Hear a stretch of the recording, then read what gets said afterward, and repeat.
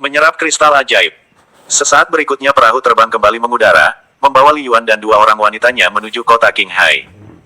Selain mereka terdapat juga penumpang umum yang biasa berdagang lintas provinsi untuk mencari peruntungan.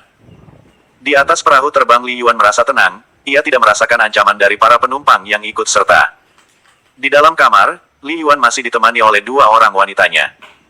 Kalian beristirahatlah, perjalanan kita cukup jauh, ucap Li Yuan dengan tenang. Kami ingin menemanimu mengobrol saja, ucap Yue Hao. Baiklah jika begitu, ucap Li Yuan dengan pasrah.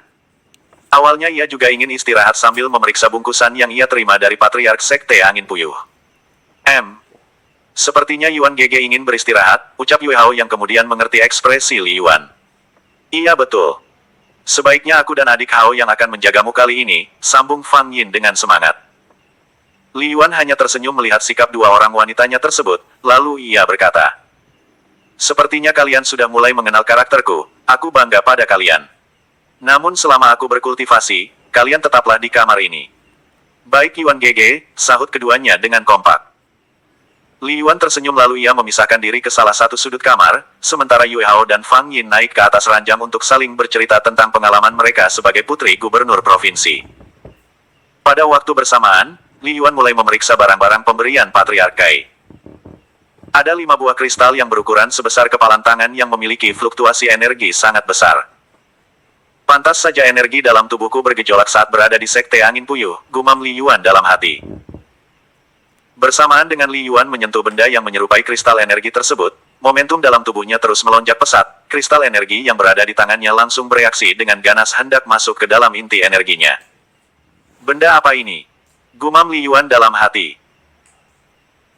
Menyadari tidak adanya penolakan dari dalam dirinya, Li Yuan segera mengambil posisi duduk sila, inti energi yang terdapat dalam dirinya terus menarik kristal energi yang berada di telapak tangannya, ia dapat merasakan fluktuasi energi yang sangat besar hendak menerobos masuk ke dalam tubuhnya.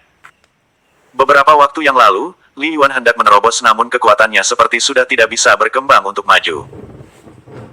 Tetapi saat ini kondisinya sangat berbeda, tekanan dari dalam dirinya serta energi dari kristal energi membuat tubuh Li Yuan serasa berguncang dengan hebat. Buom! Ledakan energi tidak tertahan meledak dan terus meletup-letup di dalam tubuhnya. Pada saat ini keringat dingin sudah membasahi dahi dan punggung Li Yuan. Menyadari adanya perubahan suhu ruang, Fang Yin dan Yue Hao segera memperhatikan sekitar. Lihatlah Yuan Gege, ucap Yue Hao pelan. Karena merasa khawatir ia berniat untuk memberikan perhatian, namun tiba-tiba tangan Fang Yin mencegahnya.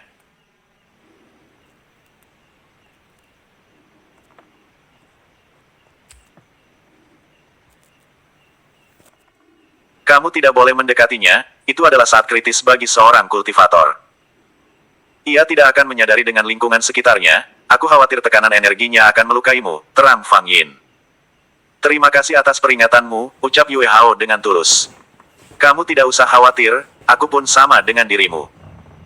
Hanya saja kita harus menunggu sampai keadaan Yuan Gege benar-benar stabil baru kita bisa mendekatinya, ujar Fang Yin. Yue Hao memandang ke arah Li Yuan dengan penuh perhatian, kini ia baru melihat dengan mata kepala sendiri perjuangan seorang kultivator dalam memperoleh kekuatannya. Sementara itu di dalam tubuh Li Yuan masih terdengar suara letupan energi. Menyadari adanya ketidakberesan Li Yuan dengan buru-buru segera mengambil 2 buah kristal energi. Kini di dalam genggaman tangan kanan dan kirinya terdapat masing-masing 1 buah kristal, artinya Li Yuan akan menyerap 2 buah kristal energi secara bersamaan. Dalam sekejap 2 buah kekuatan baru kembali meresap ke dalam tubuh Li Yuan, sama seperti sebelumnya kekuatan tersebut segera menyembur ke dalam lautan inti energi Li Yuan. Boom! Sebuah ledakan energi yang teredam kembali terdengar di dalam tubuhnya, bahkan lebih dahsyat dari sebelumnya. Akibatnya getaran yang cukup besar terjadi di dalam perahu terbang tersebut. Orang-orang yang ikut menumpang menjadi panik dan saling bertanya terkait fenomena yang baru saja terjadi selama beberapa saat. Pada petugas yang berjaga pun merasa bingung karena cuaca dalam keadaan baik-baik saja. Sepertinya guncangan ini berasal dari kamar Tuan Muda Li, ucap pendekar ahli keluarga Fang berusaha menenangkan. Adapun Fang Yin dan Yue Hao yang berada di dekat Li Yuan berusaha bersikap tenang. Mereka berdua tampak saling berpelukan dan berpegangan dengan erat untuk saling menguatkan. Li Yuan sendiri tampak kacau, bajunya yang semula utuh kini sudah mulai terkoyak akibat fluktuasi energi dari dalam tubuhnya sendiri. Setelah menyerap dua batu kristal energi terakhir, kondisi energi Li Yuan mulai stabil. Meskipun ia tidak mengetahui ranah kultivasinya saat ini, namun ia mulai kembali kepada kesadarannya. Li Yuan bisa saja menghabiskan dua kristal energi yang masih tersisa, namun ia khawatir bisa menghancurkan kapal terbang yang kini ia tumpangi.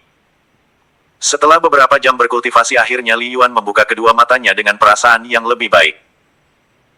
Peningkatan kekuatan yang ia alami benar-benar sangat berbeda. Jika saat ini ia harus berhadapan dengan Yao Guai, ia merasa memiliki kemampuan untuk mengimbanginya. Hal ini tentu berbeda dengan saat sebelumnya ketika ia tak berdaya. Jika bukan karena gurunya yang segera menolongnya, mungkin ia sudah tewas terhisap kabut hitam. Li Yuan menghela napas panjang. Pantas saja Patriark Kai dan para tetua Sekte Angin Puyuh tidak dapat menyerap benda ini. Ternyata benda ini bukan seperti kristal energi biasa, ini seperti kristal ajaib, gumam Li Yuan di dalam hatinya. Dengan tenang Li Yuan menarik napas hingga beberapa kali. Keadaan ini terus berlangsung hingga Li Yuan berhasil menstabilkan kekuatan barunya yang baru saja ia dapatkan. Sebenarnya Li Yuan berkultivasi menggunakan teknik aura naga yang ia pelajari dari kitab Dewa Naga. Dalam menyerap kristal energi, ia bisa dengan mudah mengekstraksi kekuatan yang terkandung dalam kristal tersebut. Ini adalah rahasia terbesarnya yang ia dapatkan dari gurunya saat berada di Gunung Hua. Selain teknik kultivasi aura naga, Li Yuan juga sudah diberkati dengan tubuh Kaisar Langit. Dengan keistimewaan tubuhnya, ia bisa menguasai beberapa elemen atau karakteristik unik lebih dari satu jenis. 1. Biasanya seorang kultivator akan mengalami kesulitan di mana setiap kekuatannya bertambah, maka kemampuan daya serapnya akan semakin menurun. Namun hal yang berbeda justru terjadi pada Li Yuan yang belum berhenti menunjukkan batas maksimal kekuatan tubuhnya. 1. Ranah setengah penguasa. Pada saat ini Fang Yin berbisik kepada Yue Hao, aku akan memberikan waktu kepada kalian untuk bersama. Aku harap kamu tidak sia-siakan kesempatan ini, ucap Fang Yin di ujung telinga Yue Hao. Yuan Gege, aku akan ke para pekerja asosiasi keluarga Fang sebentar karena ada beberapa hal yang perlu aku sampaikan kepada mereka, ucap Fang Yin setelah melihat kondisi Li Yuan sudah stabil. Baiklah, jawab Li Yuan singkat. Sebagai putri dari pemimpin asosiasi keluarga Fang, tentu Fang Yin memiliki beberapa keperluan. Oleh karena itu, Li Yuan bisa memahaminya. Setelah Fang Yin pergi, Yue Hao tampak malu-malu mendekati Li Yuan. Sebelumnya saat Li Yuan sedang berkultivasi, Fang Yin menceritakan rahasianya jika ia dan Li Yuan sudah berhubungan layaknya suami istri. Bahkan Fang Yin menggoda Yue Hao jika tidak segera memanfaatkan kesempatan maka keburu Li Yuan dimanfaatkan oleh wanita lain. Apakah kau baik-baik saja? Tanya Li Yuan saat ini. Yue Hao tampak gemetaran bingung dengan apa yang baru saja dikatakan oleh Fang Yin. Walau bagaimanapun ia mencintai Li Yuan dan tidak rela jika Li Yuan memiliki wanita lain lagi selain Fang Yin. Aku baik-baik saja Yuan Gege, jawab Yue Hao yang kini jaraknya sudah semakin dekat dengan Li Yuan. Merasakan ada kejanggalan, Li Yuan segera mendekati Yue Hao dan memeluknya dengan lembut. Katakan saja, desak Li Yuan dengan serius. Yue Hao segera melepaskan pelukan Li Yuan, dengan wajah merah merona bibir mungil Yue Hao segera mendarat di bibir Li Yuan. Dengan agresif Yue Hao memulai serangan untuk memancing relasi Li Yuan. Gayung bersambut. Sebagai lelaki yang pernah berhubungan badan tentu saja Li Yuan memiliki perasaan ingin melakukannya lagi. Tanpa ragu, akhirnya Li Yuan melanggar tubuh Yue Hao untuk pertama kalinya. Dalam kondisi terbaiknya kini Li Yuan memberikan pengalaman bercinta kepada Yue Hao yang masih awam. Kebersamaan mereka berlangsung selama beberapa jam, sebelum akhirnya Li Yuan melakukan pelepasan. Fang Yin yang berada di luar hanya bisa menunggu, sudah menjadi keputusannya untuk berbagi dengan Yue Hao dan hal itu ia rasakan terasa baik-baik saja meski awalnya ia cemburu. Setelah beberapa saat, akhirnya Li Yuan dan Yue Hao keluar dari dalam kamar. Mereka menghampiri Fang Yin dan mengobrol bersama hingga perahu terbang mendarat di kota Qinghai. Li Yuan sudah disambut oleh kereta kuda yang sudah disiapkan oleh Tetua Mo Chao. Salam Tuan Muda, sapa Tetua Mo Chao dengan hormat. Terima kasih. Maaf selalu merepotkanmu, balas Li Yuan sambil menaiki kereta kuda bersama Yue Hao dan Fang Yin. Yiner, tampaknya kamu sengaja membiarkan aku dan adik Hao untuk, ucap Li Yuan dengan sedikit ragu. Adik Hao juga akan menjadi bagian dari kita, jadi aku harus terbiasa dengan hal itu, ujar Fang Yin sambil tersenyum. Li Yuan tidak dapat berkata apa-apa, walau bagaimanapun kini ia hanya bisa bersyukur mendapati kedua wanitanya bisa saling mengerti. Tidak membutuhkan waktu yang lama, akhirnya mereka tiba di kediaman Li Yuan. Para penjaga yang sudah mengalami peningkatan kultivasi segera memberi hormat kepada Li Yuan. Peningkatan kultivasi tersebut membuat Li Yuan senang, hal ini tentu berkaitan dengan hasil tambang batu energi yang sebelumnya ditemukan. Selamat datang kembali putraku, sapa Li dan penuh semangat. Kalian bisa datang bersama? Tanya Li dan kemudian dengan ekspresi terkejut. Melihat putranya yang kini diapit oleh dua orang wanita yang sangat anggun membuat Li dan bangga kepada putranya. Terima kasih ayah, aku akan merepotkan kali ini, jawab Li Yuan dengan sopan. Bersamaan dengan Li Yuan mengakhiri ucapannya, tampak Li Peiyu dan ibunya datang menghampiri. Sama seperti ayah Li Yuan, mereka juga menjadi terkejut saat Li Yuan membawa dua orang wanita sekaligus. Ayo masuklah kalian semua, ajak ibunya Li Yuan yang sudah tidak sabar berkumpul dengan calon menantunya.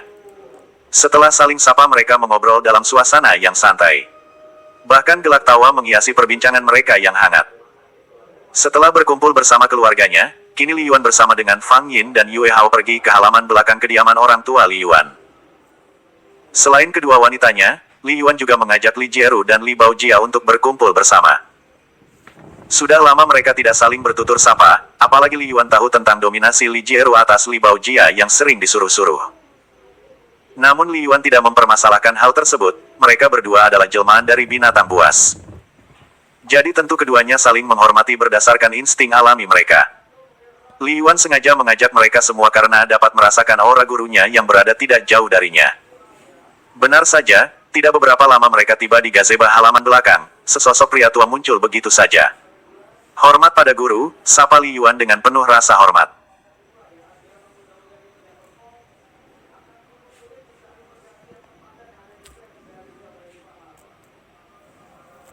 Melihat sikap Li Yuan, buru-buru Fang Yin dan Yue Hao juga menyapa kedatangan Yuan Zhang. Pada saat ini Yuan Zhang memandang heran ke arah muridnya, lalu berkata, "Baru kemarin aku berpisah denganmu, kini kekuatanmu sudah melonjak dengan cepat. Tubuh Kaisar Langit yang kau miliki tampaknya sudah bertransformasi ke tingkat yang menakutkan." "Maksud guru?" tanya Li Yuan bingung. "Jika hanya tubuh Kaisar Langit, setidaknya kemampuanmu akan berhenti pada ranah Kaisar Dewa, ranah yang sama denganku. Namun jika tidak salah seharusnya kau sudah berada pada tingkat setengah penguasa," ucap Yuan Zhang penuh ketakjuban. Setelah mendengar ucapan dari gurunya, Li Yuan menjadi heran. Sebab menurut catatan yang terdapat di dalam kitab Dewa Naga, ia tidak pernah mengetahui keterangan tentang ranah tersebut. Melihat ekspresi Li Yuan yang tampak kebingungan, Yuan Zhao mengerutkan keningnya dalam-dalam lalu kembali berkata, "Apakah kamu sudah membaca kitab terakhir yang aku berikan saat berada di Istana Langit?" "Belum guru," jawab Li Yuan dengan polos. "Dasar murid pemalas, ternyata kamu terlalu asik dengan wanita hingga lupa dengan pesan gurumu sendiri," ucap Yuan Zhang. "1. Bukan begitu guru, murid hanya lupa saja," sanggah Li Yuan berusaha membela diri. "Sudahlah, itulah sebabnya aku tidak memikirkan wanita," sambung gurunya. "Sekarang mumpung masih ada waktu, pelajarilah kitab tersebut. Dalam 7 hari ini kamu harus bisa menguasainya atau aku akan menghapus namamu sebagai murid sang legenda," ujar Yuan Zhang dengan angkuh. 1. Li Jieru yang mendengar percakapan antara guru dan murid tersebut tidak dapat menahan tertawa. "Aku benar-benar tidak menyesal menjadikan kalian sebagai tuanku," ucap Li Jieru yang diikuti menutup mulutnya karena menahan tawa. Adapun Yue Hao dan Fang Yin tampak khawatir dengan teguran Yuan Zhang. Ia takut gara-gara mereka berdua Li Yuan benar-benar lalai seperti apa yang baru saja dikatakan oleh gurunya tersebut. Kembali ke Gunung Hua. "Baiklah guru, aku akan mempelajari kitab tersebut sesuai dengan apa yang guru perintahkan," ucap Li Yuan dengan sungguh-sungguh. Setelah mengatakan hal itu Yuan Zhang mengangguk senang, lalu ia pergi dan berkata, "Aku akan kembali lagi 7 hari mendatang," ucap Yuan Zhang berbarengan dengan tubuhnya yang menghilang. Li Yuan tampak tak berdaya, namun apa yang dikatakan oleh gurunya adalah sebuah kebenaran. Beberapa saat belakangan ini ia terlarut dalam buayan asmara, di balik permasalahan besar yang sedang mengancam dirinya masih sempat menikmati kesenangan jasmani. Li Yuan menghela napas panjang lalu berkata, "Yiner, Hao tolong dengarkan aku. Selama 7 hari ke depan kalian jangan kemana-mana dulu. Tetaplah di kediaman orang tuaku, selama waktu itu aku akan berlatih seperti apa yang guruku sampaikan barusan." "Baik Yuan Gege," jawab keduanya dengan patuh. Setelah mengatakan hal itu, tubuh Li Yuan langsung menghilang dari pandangan dua wanitanya. Di atas angin Li Yuan bergerak dengan sangat cepat menuju puncak Gunung Hua, tempat di mana ia pertama kali berlatih dan menjadi murid Yuan Zhang. Akhirnya aku kembali lagi ke tempat ini, gumam Li Yuan sesaat dirinya tiba di depan sebuah kolam yang dahulunya ia gunakan sebagai tempat berlatih. Ada rasa nostalgia ketika ia pertama kali berada di tempat ini. Selama 3 tahun ia terisolasi dari dunia luar hingga ia dikira telah tewas saat menjalankan misi. Tanpa membuang waktu lagi, Li Yuan segera melepaskan pakaiannya dan merendam dirinya ke dalam kolam energi tersebut. Ada rasa hangat dan nyaman saat tubuhnya berendam secara keseluruhan. Meskipun tidak seperti pertama kalinya, namun kolam energi tetap memiliki efek membangun vitalitas. Li Yuan masih menyimpan beberapa kristal energi yang sebelumnya terdapat di dalam cincin penyimpanan naga bumi. Ia segera mengeluarkan beberapa kristal energi tersebut untuk menunjang kultivasinya. Dengan menggunakan teknik aura naga, kristal energi tersebut segera bereaksi, hanya saja ia tidak merasakan fluktuasi energi yang mendalam. Hari demi hari berlalu dan waktu pun berlalu dengan cepat. Li Yuan sudah tidak bisa menghitung berapa waktu yang ia butuhkan untuk menyerap kristal energi. Hanya saja ia merasakan waktu yang dibutuhkan untuk menyerap beberapa kristal energi terasa lebih lama dari sebelumnya. Seiring berjalannya waktu, Li Yuan berhasil menyerap kristal energi tersebut serta menyerap 2 buah kristal ajaib. Itu adalah kristal ajaib keempat dan kelima yang sudah berhasil ia serap selama ini. Setelah menghabiskan waktu sekitar 5 hari, Li Yuan membuka matanya. Ia mengalirkan ke dalam tubuhnya, merasakan kekuatan barunya yang sangat dahsyat. Huff. Sepertinya aku sudah berada pada ranah yang berbeda, gumam Li Yuan pelan. Ada raut kegembiraan yang terpancar di wajahnya, kekuatannya kini berkali-kali lipat lebih kuat dari sebelumnya. Setelah yakin dengan peningkatan kekuatannya, ia segera bangkit dari kolam energi dan menuju bibir gua tempat di mana ia pernah tinggal. Dari dalam cincin penyimpanannya, ia mengeluarkan sebuah kitab yang diberikan oleh gurunya. Meski terlihat kusam namun tulisannya masih terlihat dengan jelas, pelan-pelan ia membuka dan membaca isi kitab tersebut. Teknik tebasan jiwa. Setelah membaca gambaran dari teknik tersebut alis mata Li Yuan terangkat, saat ini ia teringat jika pedang 3 elemen sedang dipinjamkan ke tangan Kaisar Ying Kai. Li Yuan segera mengirimkan pesan jiwa kepada Ying Kusan jika saat ini dirinya sedang membutuhkan pedang tersebut. Ying Kusan kini berada di Istana Langit mendampingi Ying Kai bersama dengan orang-orang dari Sekte Laohu yang sebelumnya sudah bergabung dalam barisan Kekaisaran Istana Langit. Li Yuan mengangkat tangannya ke udara, mengeluarkan sebuah energi spiritual, cahaya putih menyelimuti dirinya. Bersamaan dengan itu, pedang 3 elemen yang berada di Istana Langit bergerak sendiri lalu terbang dengan kecepatan yang sangat tinggi. Ying Kai terkesiap melihat pemandangan yang terjadi di depan matanya, namun Ying Kusan buru-buru menjelaskan apa yang sebenarnya terjadi. Luar biasa, hanya sang penguasa yang mampu mengontrol pedang seperti itu, gumam Ying Kai. Sebagai seorang mantan jenderal besar kota Jincheng, ia bukanlah orang yang dangkal dengan ilmu pengetahuan. Wawasannya sangat luas, tidak heran jika Li Yuan menunjuk dirinya sebagai Kaisar Langit. Tampaknya akan terjadi masalah besar, Tuan Li Yuan berpesan agar kita selalu waspada, ujar Ying Kusan memberi peringatan. Tetua Jiafu yang kini menjadi penasehat utama kerajaan segera berkata, Yang mulia Kaisar, jika Li Yuan sudah berkata seperti itu sebaiknya kita bersiap. Aku khawatir orang-orang dari Aula Jiwa mulai bergerak.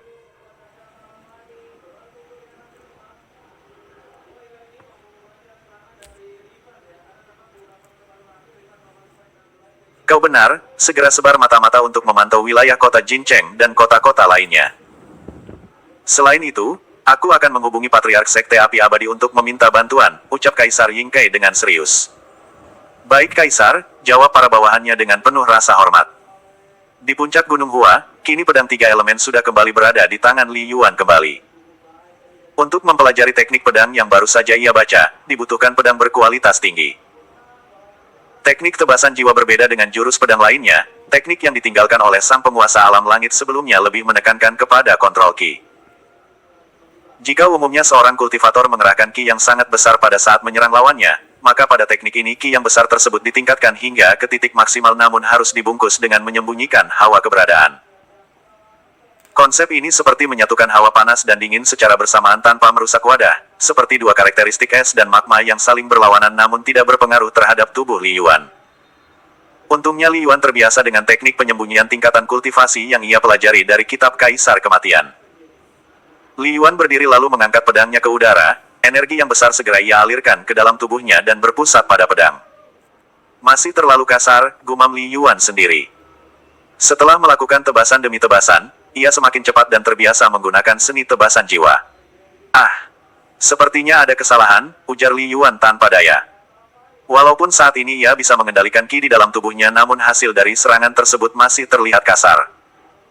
Li Yuan menyadari jika semua serangan yang ia lakukan tidak lebih seperti tindakan seorang pendekar amatiran.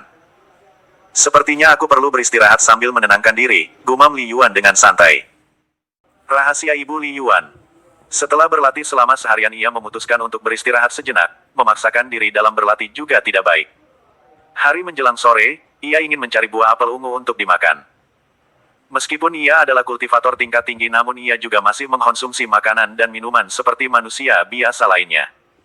Saat melihat pohon apel ungu, ia teringat saat pertama kali dirinya belajar karakteristik angin. Berkat daun pohon apel juga ia mendapatkan pemahaman. Apel ini masih sama rasanya, ujar Li Yuan setelah memakan buah favoritnya tersebut. Di Gunung Hua, buah apel ini merupakan harta tersembunyi yang langka. Bisa dikatakan jika buah apel termasuk buah abadi yang keberadaannya tidak diketahui oleh orang.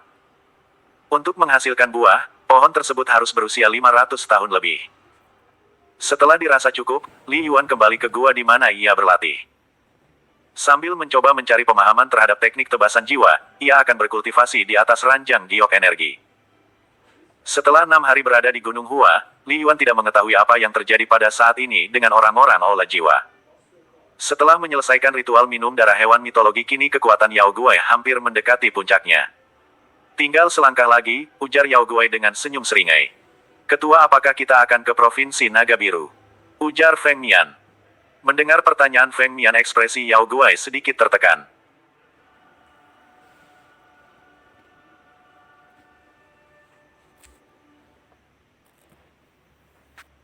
Sepertinya kita harus menyusun rencana dengan rapi. Naga bumi yang berada di wilayah itu kini dijaga oleh Yuan Zhang, kultivator yang sudah berusia ribuan tahun. Dengan perpaduan kekuatannya serta naga bumi, tidak mudah bagi kita untuk membunuh hewan mitologi tersebut, ujar Yao Guai. Aku dengar juga saat ini pendekar pedang 3 elemen sedang berada di kota Qinghai, timpal Feng Mian memberi laporan. Lapor ketua, ada yang ingin bertemu dengan Anda saat ini, ucap salah seorang pengikut aula jiwa dengan hormat. Yao Guai mengernyitkan matanya, selama ini tidak pernah ada orang lain yang mengetahui keberadaan dirinya. Apalagi berani menemuinya. Siapa orang itu dan ada keperluan apa? Tanya Yao Guai dengan ekspresi tidak senang. Tidak lama setelah itu, Su Zuhui menikah dengan Li Dan yang berasal dari klan Li serta sekte Laohu. Setelah kejadian itu, Yao Guai melupakan sosok Su Zuhui dengan potensinya. Persilahkan mereka masuk, ujar Yao Guai. Baik ketua, jawab pengikutnya dengan patuh. Ketua, bukankah ini berarti, ucap Yang Jian dengan sedikit ragu. Hahaha, tentu saja sesuai dengan pikiranmu. Seharusnya wanita yang bersama Uya adalah Dewi Penguasa Malam yang sekaligus bisa aku jadikan sebagai pengganti naga bumi, ucap Yao Guai dengan senyum penuh kemenangan. 1. Selamat ketua, keberuntungan memang ada di pihak kita, ujar Feng Mian.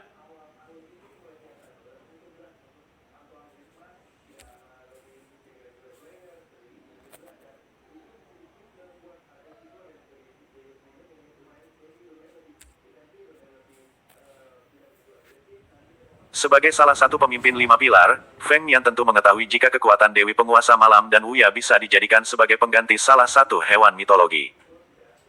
Yao Guai menguasai ilmu serap jiwa melalui kabut kegelapan yang selama ini menjadi andalannya, apalagi dengan kekuatannya saat ini tentu sangat mudah melumpuhkan wanita penguasa malam tersebut. Salam ketua, ucap Uya dan wanita yang mirip dengan Jia Hien. Selamat datang di tempat kami yang sederhana ini, sapa Yao Guai dengan merendah.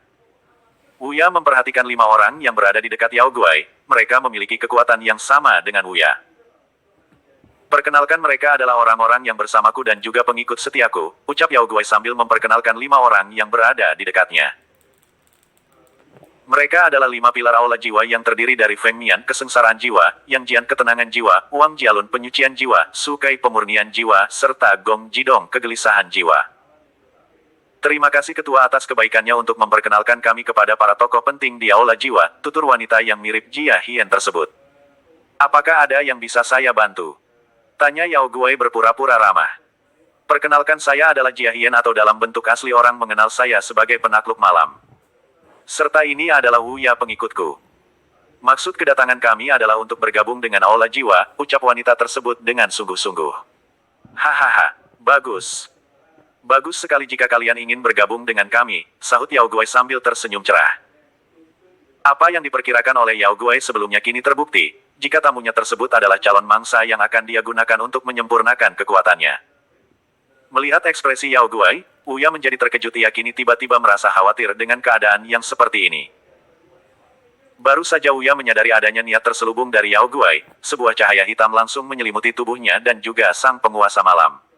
Ketua, apa yang ingin kau lakukan? Tanya Jia Hian dengan panik. Sambil menyalurkan ki ke seluruh tubuhnya, Uya dan Jia Hian bermaksud menghalangi kabut pekat yang kini sudah menyelimuti tubuh mereka. Hahaha. Kalian hanya akan aku jadikan sebagai pengganti persembahan untuk meningkatkan kekuatanku, ucap Yao Guai dengan wajah cerah. Secara perlahan kekuatan, Uya terserap ke dalam kabut pekat tersebut. Arggh. Teriak Uya dengan keras, beriringan dengan hal itu tubuhnya menyusut dan bertransformasi menjadi gagak hitam kembali. Koak, koak. Tubuh Uya seutuhnya berubah menjadi gagak hitam sebelum dirinya benar-benar menghilang di telan kabut pekat. Hahaha. Yao Guai tertawa senang setelah berhasil mengekstraksi kekuatan Uya. Uya merupakan hewan gaib pelindung dari sang penguasa malam. Kekuatan Uya sendiri mengandung 30% kekuatan wanita yang bergelar sang penguasa malam. Sementara itu ekspresi wanita penguasa malam kian memburuk, ia tidak menduga jika kehadirannya hanya akan mengantarkan nyawa. Hentikan. Aku menyerah dan jangan bunuh aku, ucap wanita tersebut dengan ekspresi tidak berdaya. Mendengar perkataan wanita tersebut, Yao Guai langsung menghentikan serangannya. Huff. Apa yang aku dapatkan jika aku tidak membunuhmu? Ucap Yao Guai dengan ekspresi licik. Aku akan menjadi wanitamu, ucap wanita yang mirip Jia Hian tersebut. Nasib Dewi Penguasa Malam. Apa yang dilakukan oleh wanita tersebut adalah untuk menyelamatkan nyawanya. Ia tidak mau mati begitu saja setelah jiwanya dibangkitkan. Huff. Baiklah aku setuju, ujar Yao Guai sambil menarik kembali kabut pekat yang menyelimuti tubuh wanita tersebut. Tanpa menunggu waktu lagi, Yao Guai segera menarik tubuh Jia Hian dengan kasar. Jangan sekarang, aku belum siap, ujar Dewi Penguasa Malam dengan lirih. Sekarang atau nanti sama saja, sahut Yao Guai yang tidak mau melewatkan kesempatan. Dalam hatinya ia sudah tahu apa yang sedang direncanakan oleh wanita yang berada di depannya, oleh karena itu ia tidak akan melepaskan kesempatan yang sudah berada di depan mata.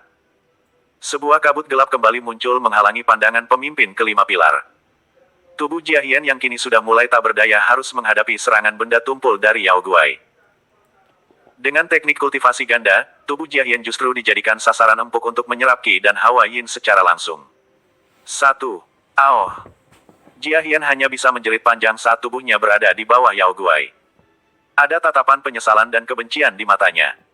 Secara perlahan jiwa Dewi Penguasa Malam terserap dengan sempurna dan melebur menjadi kekuatan yang sangat dahsyat. Yao Guai kini merasakan kekuatannya sudah sempurna, ia tersenyum dengan puas dan terus menyerap hingga tubuh wanita muda itu mengejang. Di akhir hayatnya, Jia Hian melihat seorang pria yang tengah menyetubuhinya sedang tersenyum puas.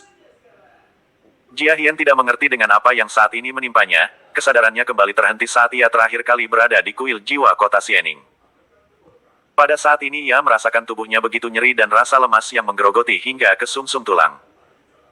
Seluruh memorinya kembali terangkai dalam untaian ingatan yang perlahan mulai bias seiring melemahnya energi vitalitasnya. Ayah. Maafkan aku, ucap Jia Hian pelan diiringi air mata yang terus membasahi wajahnya. Arggh, raung Jia Hian dengan keras sebelum suaranya terdiam dan menghilang untuk selamanya. Hahaha. Suara tawa Yao Guai terdengar keras dibarengi dengan getaran yang menyelimuti tempatnya berada. Kelima pemimpin pilar utama Aula Jiwa merasakan kekuatan yang sangat kuat tengah menggetarkan seluruh isi bangunan. Sebuah retakan panjang tercipta dari bawah tanah, menimbulkan sebuah portal dimensi waktu dengan aura penuh kegelapan. Akhirnya aku memiliki kekuatan Dewa Kegelapan, ucap Yao Guai dengan bangga.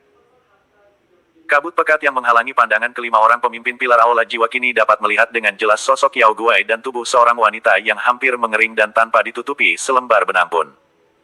Selamat ketua, ucap kelima orang tersebut dengan kompak. Hahaha. Sudah saatnya kita bergerak secara terbuka, ucap Yao Guai yang kini tampak 20 tahun lebih muda. Setelah menyerap kekuatan wanita di depannya, ia tampak lebih muda dan terlihat lebih gagah. Wajah keriputnya tergantikan dengan otot wajah yang lebih muda, ia sendiri tidak menduga jika kekuatan wanita tersebut mengandung efek peremajaan. Yao Guai merasakan aliran tenaga dalamnya sudah berada di tingkat yang berbeda dari sebelumnya, kini ia bisa mengedarkan indera spiritual dengan jangkauan yang lebih jelas dari sebelumnya. Keluarlah, teriak Yao Guai dengan nada yang keras. Tiba-tiba dari dalam lubang dimensi waktu, ratusan makhluk dari ras siluman muncul. Mereka memiliki tubuh seperti manusia namun memiliki bentuk yang menyeramkan. Mulai sekarang kalian sudah dibangkitkan dan akan menjadi pengikutku, ucap Yao Guai.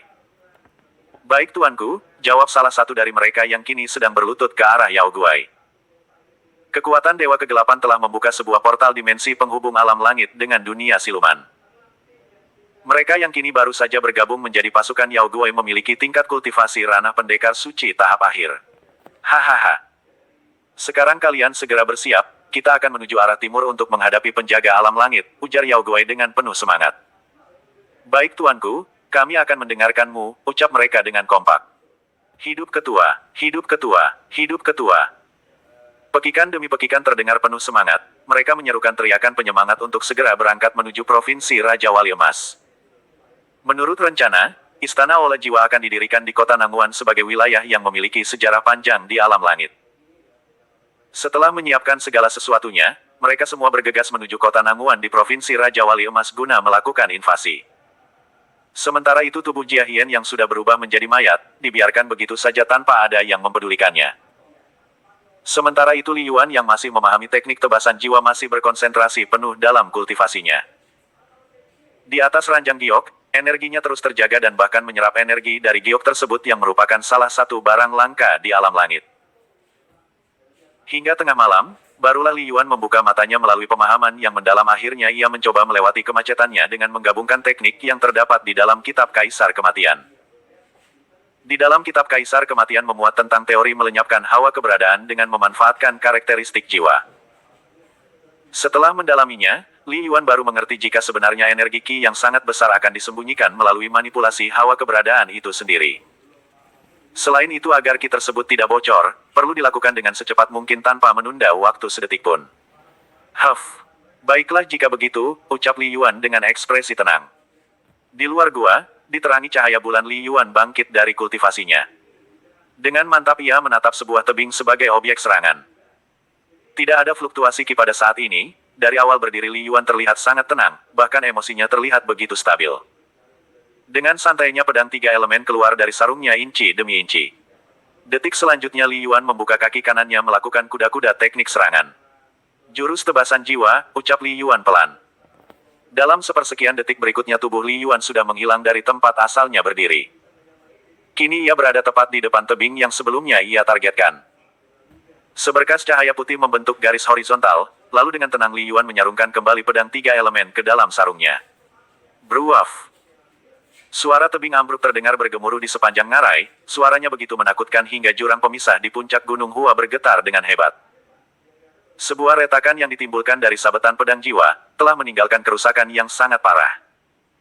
Melihat hal tersebut Li Yuan tersenyum senang, latihannya selama seminggu ini tidak terbuang percuma. Ia tidak ingin dimarahi oleh gurunya lagi, apalagi sampai melibatkan dua wanitanya. Aku harus kembali secepatnya, gumam Li Yuan yang kini merasakan sesuatu yang berbeda. 1. Pada saat ini ia merasakan guncangan di dalam jiwanya, meskipun beberapa kali ia memasuki lautan kesadarannya ia masih belum bisa menemukan penyebab rasa kegelisahannya tersebut. Sepertinya ini berhubungan dengan Yao Guai, pikir Li Yuan sambil menatap ke arah langit.